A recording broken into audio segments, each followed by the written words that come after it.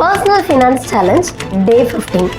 பெஸ்ட்டாக ஒரு மியூச்சுவல் ஃபண்டை எப்படி சூஸ் பண்ணலான்ற எல்லாத்தையும் இந்த வீடியோவில் பார்க்கலாம். ஃபியூச்சர் ரெஃபரன்ஸ்க்காக சேவ் பண்ணியும் வச்சுக்கோங்க. ஃபர்ஸ்ட் ஒன், உங்கள் கோல் என்ன? ஷார்ட் டேர்ம் கோலாக இருந்தால் டெப்ட் இல்லை லிக்விட் ஃபண்டாக எடுத்துக்கலாம். மிட் டேர்ம் கோலாக இருந்தால் ஹைப்ரிட் ஃபண்டு போகிறது பெட்டர். லாங் டேர்ம் கோலாக இருந்தால் equity fund better. Second one, உங்களால் எந்த அளவுக்கு ரிஸ்க் எடுக்க முடியும்? லோ ரிஸ்க்னா டெப்ட் ஃபண்டு, மீடியம் ரிஸ்க்னா ஹைப்ரிட் ஃபண்டு, ஹை ரிஸ்க்னா எக்விட்டி ஃபண்டு. தேர்ட் ஒன், எந்த கேட்டகரி ஃபண்டை சூஸ் பண்ணலாம்? இது ரொம்பவே இம்பார்ட்டன்ட். ஸ்டேபிளாகவும் இருக்கணும். லோ ரிஸ்க் தான் எடுப்பேன்னா லார்ஜ் கேப். ஓரளவுக்கு க்ரோத் இருந்தால் போதும். அதே மாதிரி மாடரேட் ரிஸ்க் எடுப்பேன் அப்படின்னா மிட் கேப். ஹை ரிட்டர்ன்ஸ் வேணும், ஹை ரிஸ்க்கும் எடுப்பேன் அப்படின்னா ஸ்மால் கேப். பேலன்ஸ்டான ரிஸ்க்கும் எடுப்பேன், பேலன்ஸ்டான ரிட்டர்ன்ஸும் வேணும் அப்படின்னா flexi cap. Fourth one, performance. 1 year பர்ஃபார்மன்ஸை பார்த்துட்டு இது ரொம்ப பெட்டரான கம்பெனின்னு போய் இன்வெஸ்ட் பண்ணக்கூடாது.